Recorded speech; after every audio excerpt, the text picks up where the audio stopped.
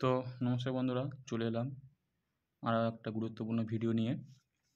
আজকের আমরা এই ভিডিওর মাধ্যমে দেখাবো যে বর্তমানে আমরা অনেকেই জমি কেনা বেচা করি, কিন্তু তার সরকারি মূল্য বা সরকারি ভ্যালু বা মার্কেট ভ্যালু কত আমরা জানি না। সেজন্য আমাদের দালালের হাতে পড়তে হয় এবং দালালের কাছ থেকে আমাদের জানতে হয় যে আমার যে জমিটা কিনবো বা যে জমিটা বিক্রি করব তার মার্কেট ভ্যালু কত বা বা কীভাবে মার্কেট ভ্যালু কত বা কত টাকা তোমার যে খরচ হবে। আপনি যদি জমি কিনে থাকেন তাহলে তার যে ব্যক্তির কাছ থেকে জমিটা কিনছেন সেই জমিটার সরকারি মূল্য কত এবং সেটাকে আপনার নামে রেজিস্ট্রি করতে আপনার কত টাকা স্ট্যাম্প বা কত টাকা অনলাইন পেমেন্ট করতে হবে, সব কিছু জানবো আজ আমরা এই ভিডিওর মাধ্যমে। দেখুন সরকারিভাবে আপনার জমির মূল্য কত অনলাইনে দেখুন এবং কীভাবে বুঝবে যে আপনার জমির বর্তমান মূল্য কত। আজ আমরা সেটাই দেখব শুধুমাত্র দাগ নাম্বার এবং খতিয়ান নাম্বার দিয়ে। তা চলুন আমরা ভিডিওটাকে চালু করি এবং আপনারা দেখে নিন কীভাবে বুঝবেন যে আপনার যে জমি বিক্রি করছেন বা যে জমি কিনছেন তার মার্কেট ভ্যালু কত। সেই জন্য আপনাদের সবার ফার্স্টে একটা ব্রাউজারে চলে আসতে হবে। আমি এখানে গুগল ব্রাউজারে চলে এলাম। আপনারা ফোন দিয়ে অথবা ল্যাপটপ দিয়ে আপনারা চেক করে নিতে পারবেন। এই একটা ব্রাউজারে চলে আসবেন, এসে লিখবেন ডব্লিউবি রেজিস্ট্রেশন। ডব্লিউবি রেজিস্ট্রেশন লেখার পরে এমন একটা ওয়েবসাইট চলে আসবে। প্রথম যে ওয়েবসাইটটা আসবে দেখুন ওয়েস্ট বেঙ্গল রেজিস্ট্রেশন।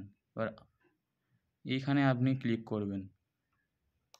ক্লিক করার পরে এমন একটা পেজ ওপেন হবে, একটু অপেক্ষা করুন। আর ততক্ষণে সবাইকে রিকোয়েস্ট করব চ্যানেলটাকে অবশ্যই সাবস্ক্রাইব করে রাখুন এবং ভিডিওটা সম্পূর্ণ দেখুন, না হলে একটুখানি ভুলের কারণে আপনি হয়তো আপনার গুরুত্বপূর্ণ বিষয়টা মিস্টেক বা মিস করে যেতে পারেন। তাই সবাইকে রিকোয়েস্ট করব ভিডিওটাকে সম্পূর্ণ মনোযোগ সহকারে দেখুন এবং চ্যানেলটাকে সাবস্ক্রাইব করে রাখুন এবং কোনো জায়গায় বুঝতে অসুবিধা হলে অবশ্যই আমাকে কমেন্ট করবেন এবং যদি কোনো সাহায্য লাগে আমাকে অবশ্যই কমেন্ট করে জানাতে পারেন। দেখুন এমন একটা পেজ ওপেন হবে। পেজ ওপেন হওয়ার পরে আমরা স্ক্রল ডাউন করে নিচের দিকে চলে আসব। এসে দেখবেন ই সার্ভিস বলে একটা অপশান আছে। ই সার্ভিস বলে একটা অপশান আছে। এই অপশানের নিচের দিকে চলে আসবেন। আসতে দেখুন এখানে বলছে ক্যালকুলেটর ফর এমভিএইচডি অ্যান্ড আরএফ। এই যে অপশানটা, এই অপশানটাকে আপনারা ক্লিক করবেন। এই অপশানটাকে ক্লিক করলে আপনি জানতে পারবেন যে আপনার যে জমিটা বিক্রি করছেন অথবা যে জমিটা কিনছেন সেই জমিটার মার্কেট ভ্যালু কত আছে। চলুন আমরা এখানে ক্লিক করে নিই। ক্লিক করে পরবর্তী পেজে চলে যাই। ক্লিক করলাম, করার পরে এমন একটা পোর্টাল ওপেন হবে। এই পোর্টালে দেখুন সবার উপরে লেখা আছে মার্কেট ভ্যালু অফ ল্যান্ড। এইখানে আপনাদেরকে ক্লিক করতে হবে।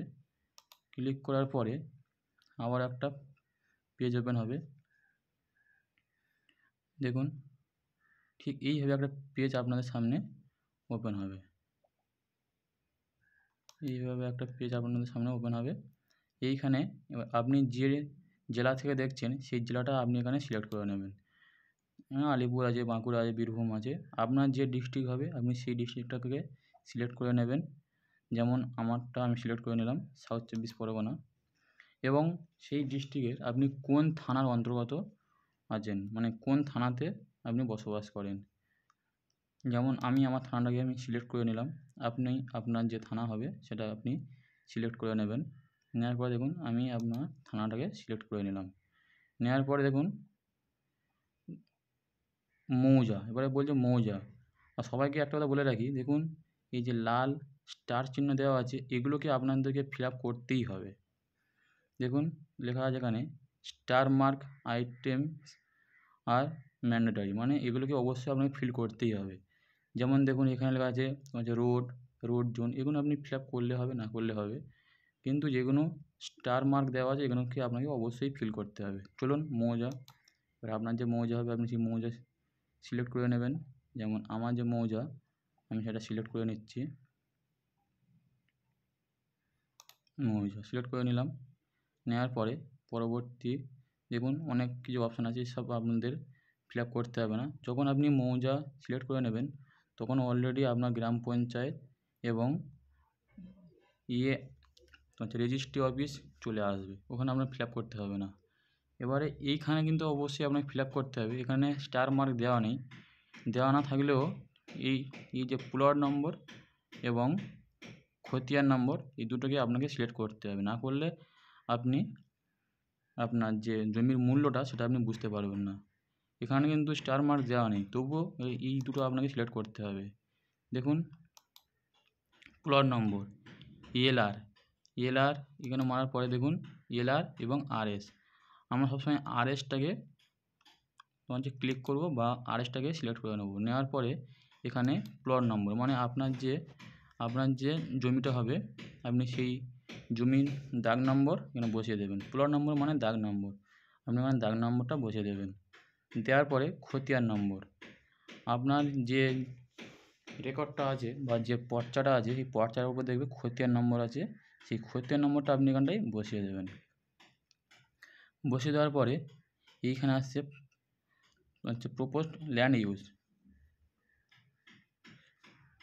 আপনি যে জমিটা কিনছেন বা বিক্রি করছেন সেটা কী পারপাসে বা কোন পারপাসে ইউজ করতে যাচ্ছে। ধরো আপনি কোনো একটা ডাঙা বাড়ি বিক্রি করছেন, যে কিনছে সে কী পারপাসে কিনতে যাচ্ছে, বাড়ি করবে না বাস্তু করবে না বাগান করবে, সেইটাকে আপনাকে লিখতে হবে, বা বাজার বানাবে সেটাকে আপনাকে লিখতে হবে।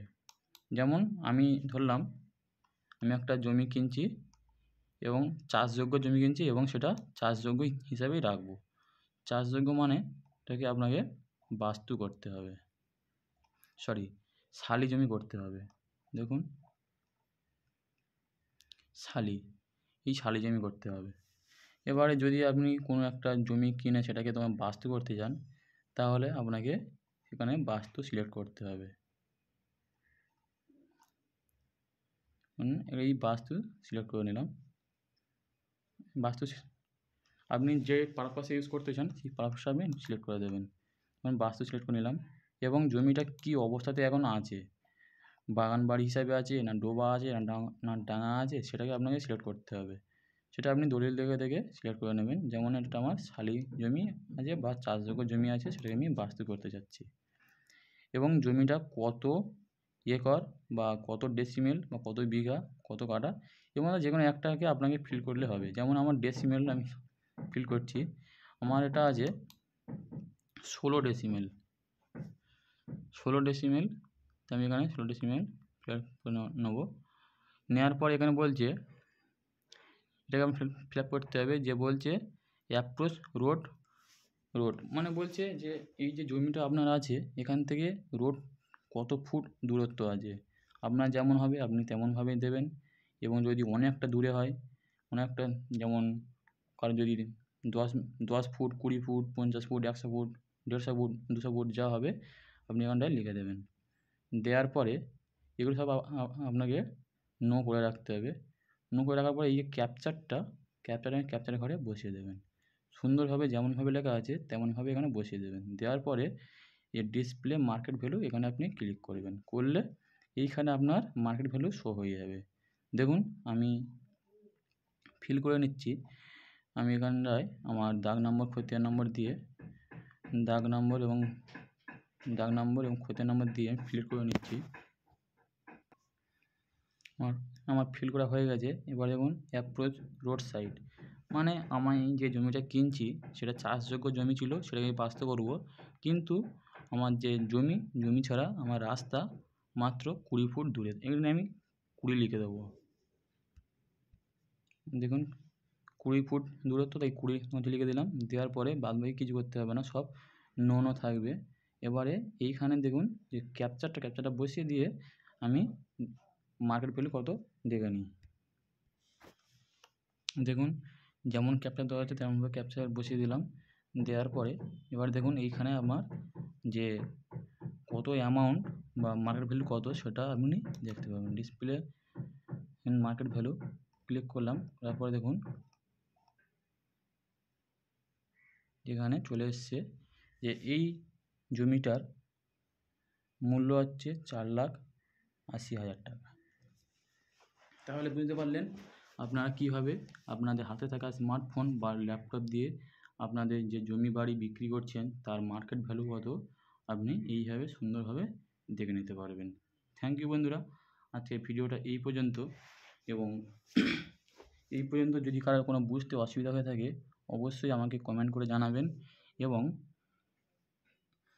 এবং এই যে জমিটা আপনি কিনছেন বা বিক্রি করছেন, এই যে 4,80,000 টাকার, এর দামের উপরে কত টাকার স্ট্যাম্প পেপার লাগবে, কত টাকা তোমার রেজিস্ট্রির খরচা হবে বা দালাল খরচা হবে, সেটা যদি জানতে চান তাহলে আমার পরবর্তী ভিডিওতে সেটা আপলোড করা হবে, সেখান থেকে আপনি দেখে নিতে পারেন।